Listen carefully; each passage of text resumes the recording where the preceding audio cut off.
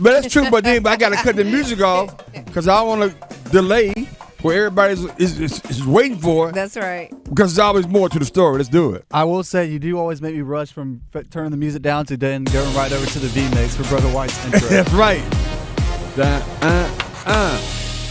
Brother White, good morning. Good morning.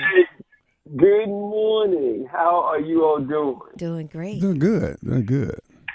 Well, listen, this is the time of year where it is one of the most phenomenal things that's hard to explain because you got offices all around the country, all around the world now, to where you have people who don't even know the game of basketball, but they're going to pick their winner, and they're going to have their brackets filled out, and now they're watching a sport that some don't even understand.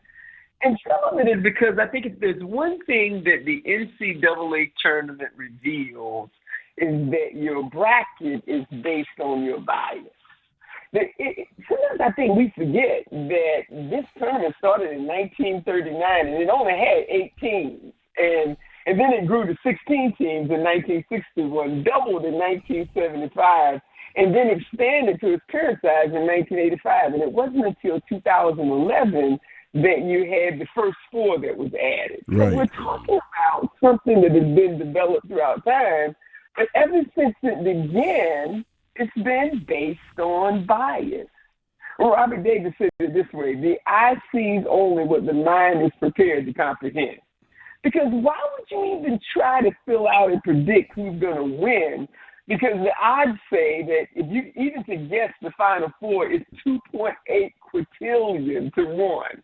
And on this hump day, it's impossible in some ways to predict who's going to win, but we still think we can because we have bias when it comes to sports. Bias is the story we tell ourselves before we even know the end of the story. And in 2020, Dr. Rayshawn Ray, who was a senior fellow with the Brookings Institute, he did this whole study, a 10-year study on bias in sports. Now, this is not to throw shade on you all, but one of the things that he talked about is how those who analyze the game, and even if you listen to announcers, you even hear their bias. You hear them refer many times to dark-skinned players. They were strong as they went to the basket. They had brute strength. And then lighter-skinned players, they were smart, or they understood. They are crafty. They understood the strategy of the game. Interesting. It's fascinating because we even saw this before the NCAA, because there's something about when someone doesn't meet our bias that all of a sudden they're extraordinary. When Mac McClung won the slam dunk contest, here's this man there won the slam dunk contest because he dealt with that bias that white men can't jump. The problem with that is because, yes, white men can jump and black men are brilliant and smart. But we've got bias that all of us bring, that all of us were amazed that a white man won the slam dunk contest. Now, I know it was in 1996 when again, Rick Barry won the contest, but our bias have caused us to see the world totally different. Pam, no shade to you, but it's unfortunate that Carolina didn't want to go to the NIT. I know there's a bias that, Pam, you might not even enjoy the tournament this year because Carolina is supposed to be in the Final Four according to our bias. That's right. And last night, listen, Coach Jeff Capel, listen, that game was incredible, Reese, and Pitt. They beat Mississippi State. But why did they beat Mississippi State? Yeah, you're right. The players were not the best shooters.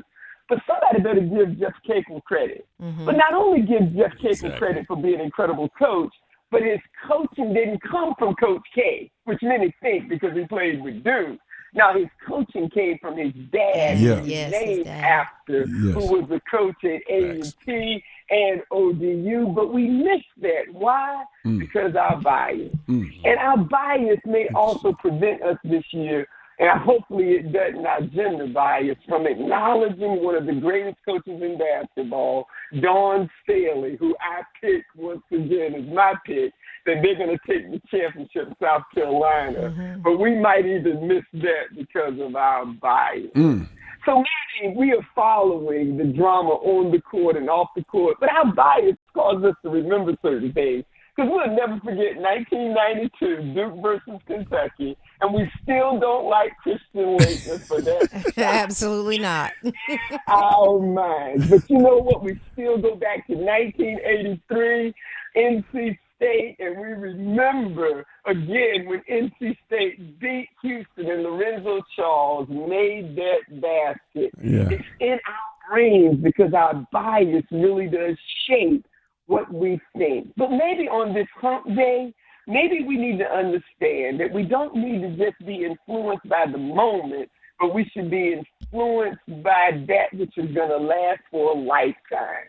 Maybe we need to go beyond our bias and understand there's some real leadership that we're getting ready to watch that goes beyond our bias. Again, maybe our mind needs to begin to comprehend a whole different story of leadership. So let's watch and enjoy this tournament, but just remember, go beyond our bias because there's always more to the story. That's good. I ain't got nothing to say. Hey, it works with me. It all resonates with me. I like it. I'm biased.